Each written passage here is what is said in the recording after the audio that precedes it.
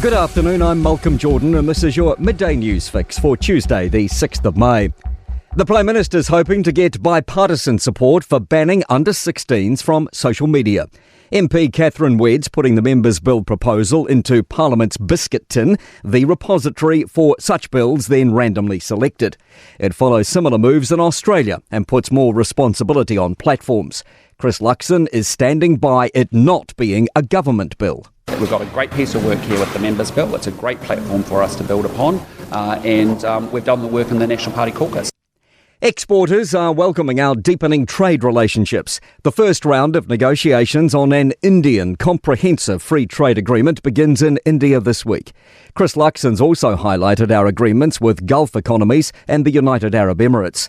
Export NZ's Josh Tan says he's also pleased that trade with the EU has grown 28% 1 year after signing an FTA. The one which is really impressive is machinery exports have doubled under the free trade agreement and have provided an extra $173 million to the New Zealand economy. The motorcycle community is mourning the loss of a 29-year-old New Zealand motorbike rider after an 11-bike crash in England. Shane Richardson was fatally injured in the first lap of the British Supersport Championship at the Alton Park track near Liverpool. 21-year-old English rider Owen Jenner also died, and another rider has significant injuries. Richardson raced in Whanganui for about 10 years, including many wins on the cemetery circuit. Organiser Alan Willisey says he's in shock. Very, very sad news, to be honest. You know, Shane's such a gentleman, lovely guy, do anything for anybody. 3 people are in Christchurch Hospital in moderate and serious conditions after a house fire in Mauriho, with another 7 treated at the scene. The blaze broke out in the bottom of a 2-storey house on Warrington Street about 8 a.m. A 26-year-old woman with no physical medical condition has won a High Court battle to be allowed to refuse food and medical care and let nature take its course. The government's making moves, it says, will make raising and resolving pay equity claims more workable and sustainable. Claire Sherwood reports. It's amending the Equal Pay Act to require sufficient evidence work is historically and currently undervalued.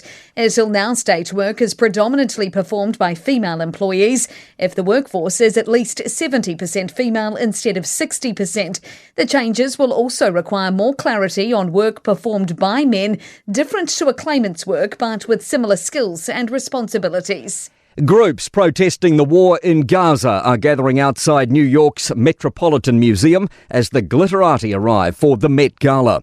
Actresses, sports stars and fashion leaders are walking the blue carpet as police monitor activists outside. The gala's held on the first Monday in May every year, raising money for the Costume Institute. To sport. Zhao Xintong is the first Chinese world snooker champion, winning the best of 35-frame final 18-12 over Mark Williams at Sheffield's Crucible Theatre. And Chris Wood's Nottingham Forest have stayed in contention for a Champions League place after a 1-1 Premier League football draw at Crystal Palace. I'm Malcolm Jordan. That's your latest news fix. We'll be back with the next update at 5 p.m. from the Newstalk ZB newsroom.